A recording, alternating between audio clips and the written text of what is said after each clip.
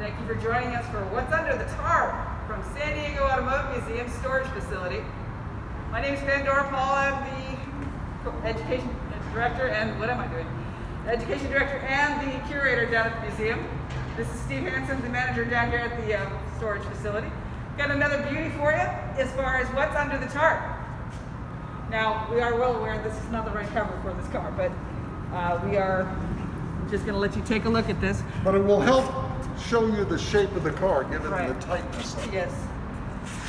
We're trying not to show you some giveaway stuff. So first, take a guess.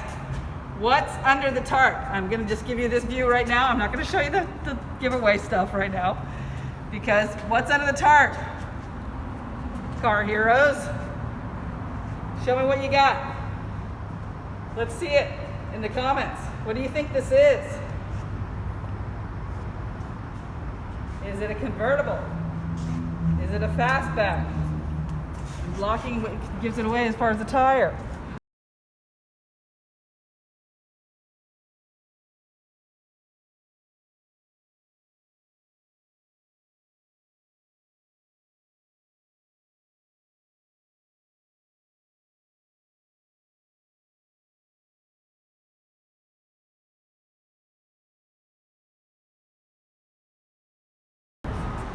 So,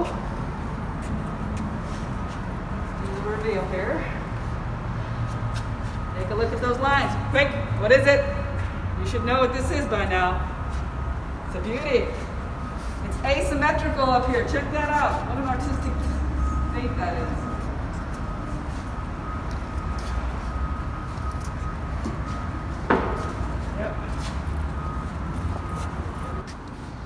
Just kind of dwell in the beauty of this car. Some people don't like it, which I don't understand at all. And if you guys have guessed and did guess that this is a Studebaker, you would be correct. This is a Studebaker Avanti. Designed by Raymond Loewy and his team, which was sequestered into, I think, either Palm Desert or Palm Springs in a house where he would not let them leave. They didn't get to watch TV, they didn't get to wait for the radio, they didn't get to talk to their families. They all had to sit there and design this car in less than a month or 40 days. And this was Studebaker's, one of Studebaker's last attempts to try and make it. Didn't work, but it's a gorgeous car. Notice it doesn't have a grille, which is very unusual for the era. Again, polarizing. But I'm going to let Steve talk about the rest of it here. It's a 63. Yes, so this was Studebaker's kind of last hope to make it succeed with a sporty car. Yeah. They didn't have a lot of money for the car, so the car is actually on a Lark chassis, essentially, which was they called it an X-frame. Right. And then the body is fiberglass, which of course less expensive to produce in small numbers than had they had to design the steel stampings for it and everything. Of course, the Corvette had been around for 10 years by that point. It had always been fiberglass. So fiberglass wasn't unheard of, particularly on a sporty car, but it was still quite rare. The thing about this car is when it was introduced, the orders just flooded in. People wanted this car. They loved the way it looked. Studebaker had a really hard time getting it done.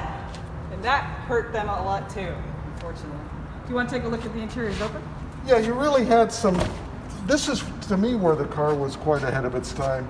You notice you had a real cockpit design wraparound for the instrument panel.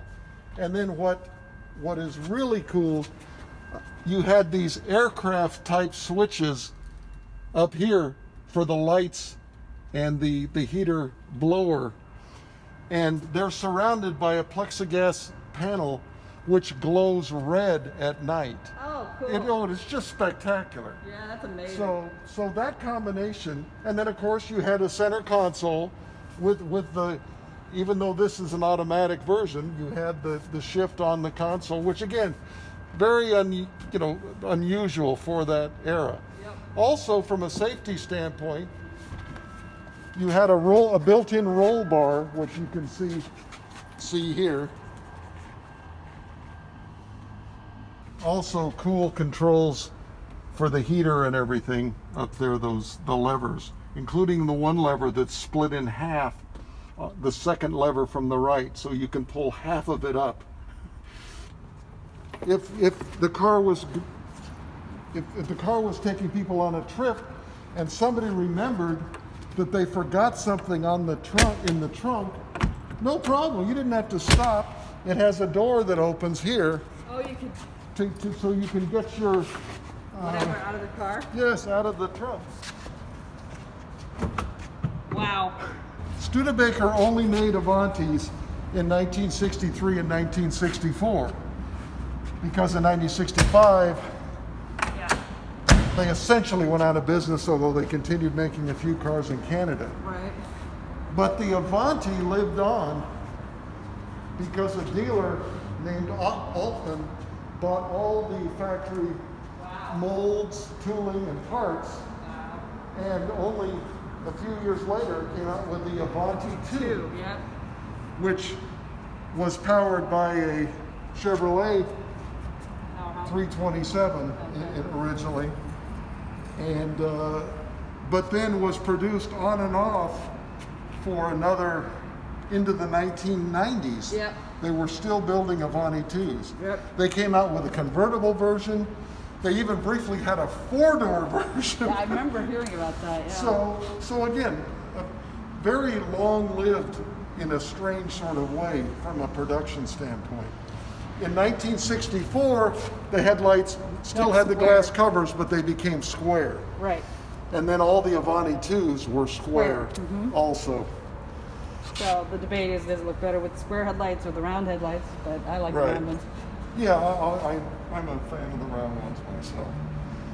So, in terms of... And the engines, there was some sort of special something on them, right? So, there were really three versions. There's what they called the first two versions had the Studebaker 289-inch V8. There are a lot of people who think, oh, that was a Ford 289. No, it's a totally, different Studebaker V8 that happened to also be 289 cubic inches. Okay. The R1 version was naturally aspirated without a supercharger. Right. The car was available with a manual transmission or an automatic transmission. Then there was an R2 version, which supercharger came with a Paxton supercharger. This car was, at the time it was restored, it was upgraded to simulate an R3 version, which the factory only made a handful of, and from the factory that had a 304-inch V8. So this is a little bit of a faux R3 in that it's still the 289, but it has a bigger carburetor than the stock R2 had. But this is the supercharger, which is driven by a belt, compresses air, which then goes into the intake system to allow more air and consequently more fuel and then more power.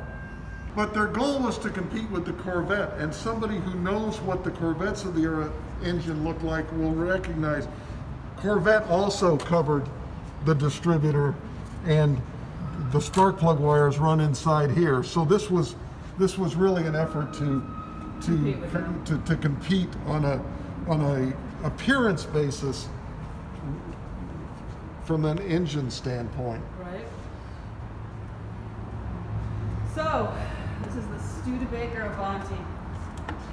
But this is another car that it kind of languished for years in terms of, it almost seemed like the only people that thought they were worth anything were the people that owned them. Yeah. But now there's a younger generation which is starting to really appreciate them for what they are. I mean, almost the same way they're appreciating the DeLorean, but for different reasons. Yeah. But still, it has this look that nothing else really had in the 60s. Exactly. And that worked against it for a long time, but now it's working for it. Yeah, I mean, if anybody is into sci-fi, you know the movie Gattaca, which was supposed to be shot in the future.